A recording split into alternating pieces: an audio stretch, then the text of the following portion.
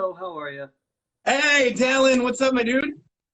Before my Wi-Fi decides to kill this conversation, I just want to say thank you for everything that you're doing for us, and thank you for having me.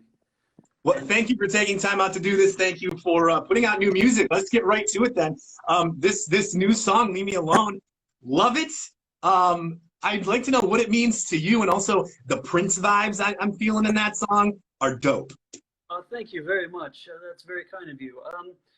Leave Me Alone is just about, being in a toxic situation and sort of drawing that line in the sand. I think usually when you're in situations like that, that phrase is the last civil thing that gets said before things start to turn uncivil.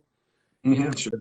the song is sort of, I guess, a warning to anyone who would want to do you harm, whether it's physical or psychological or whatever it may be.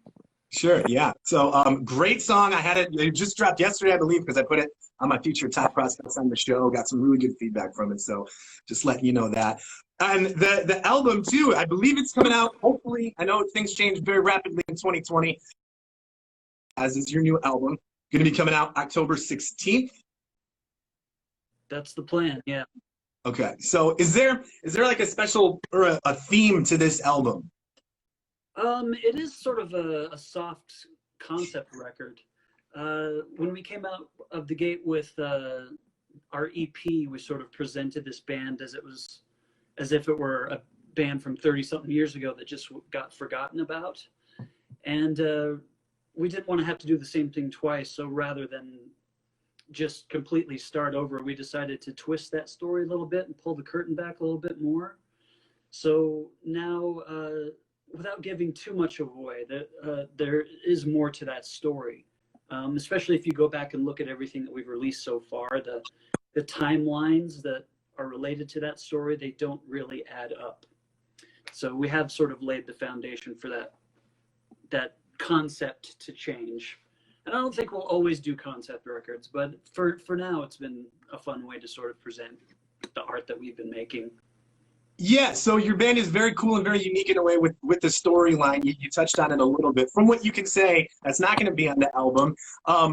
You're a band that is 30 plus years old, never got their break, finally breaking through and getting it years Well, later. the conceit, you're a band that's just got forgotten about and never really had their chance, because I think that's a pretty common story in the music business. Sometimes lightning just doesn't strike for someone, no matter, even if they're a brilliant artist or a brilliant writer. Sometimes that little piece of luck that everybody needs, sometimes it just doesn't happen. And so we thought it was a cool fictionalized way to sort of tell that story.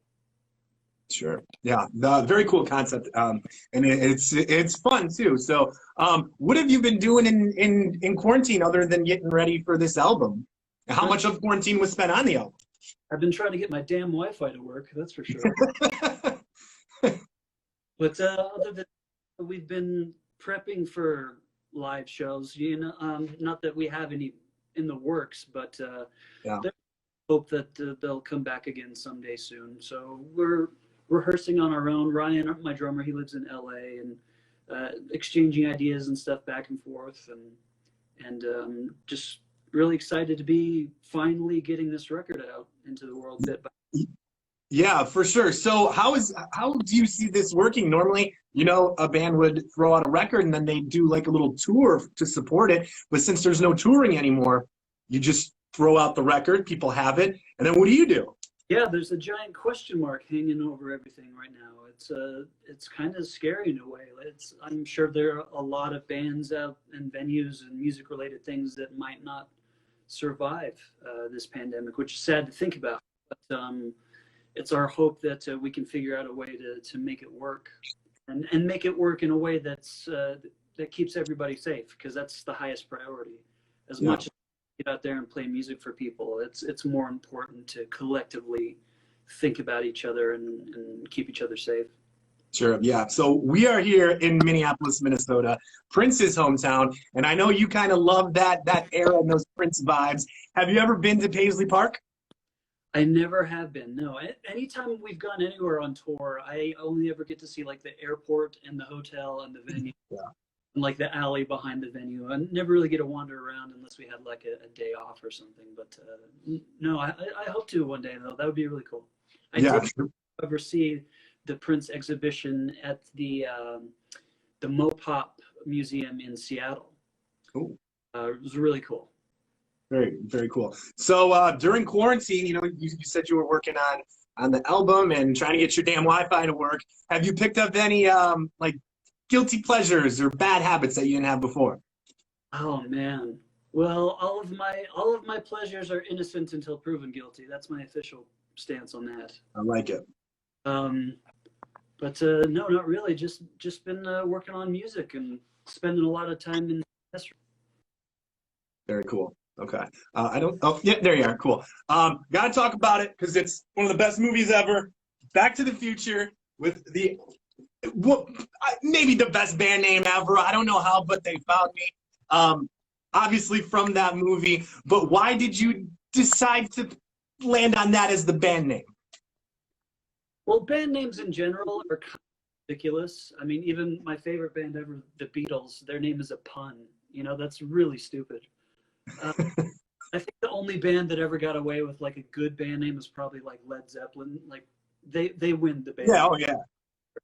So you kind of have to just not care that your band name is ridiculous because that's just sort of the nature of band names. But we picked that line because it's my favorite movie. It was my favorite as a kid, and that line in particular I always wanted to use for something like a song lyric or album title or whatever. I just wanted to use that phrase.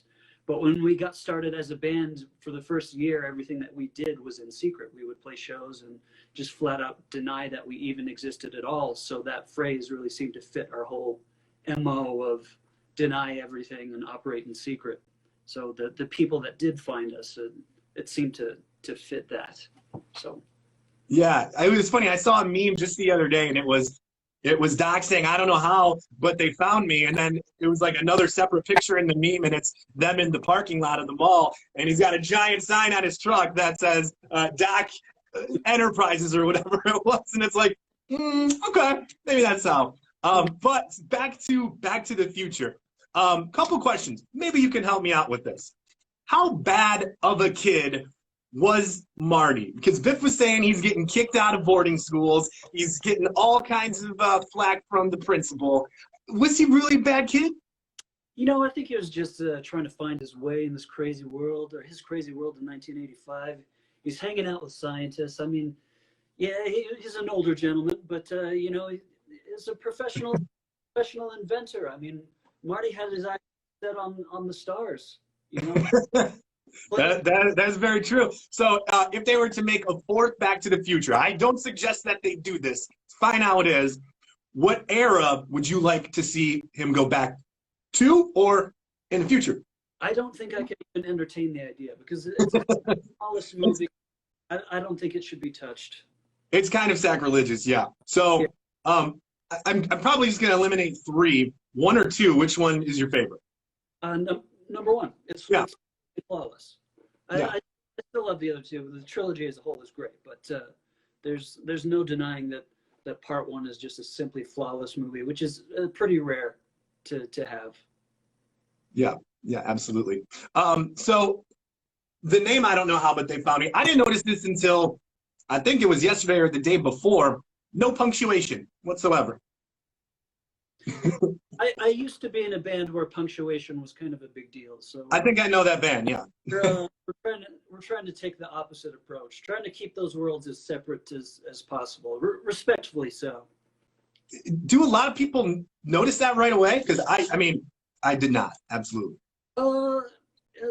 Every once in a while, you'll get the grammar police coming around, knocking on our door, looking for that apostrophe. But we're not going to put it in there. Okay. All right. So we got the album that's coming out October 16th. I mean, my fingers are crossed yet again that nothing happens to push it back. I don't think it will. But how many tracks are on it? Can you tell us that? Hope not, because the album has been pushed back so many times already. That's why it's partly why it's taken so long to get out. But I'm glad that the process has finally started. But between now and then, we plan on releasing more songs Okay. to tide people over. Awesome. Yeah. Can you tell us how many tracks are on it? I think 12 tracks that are straight up songs, and on physical copies of the record, there are also some little like musical vignettes that sort of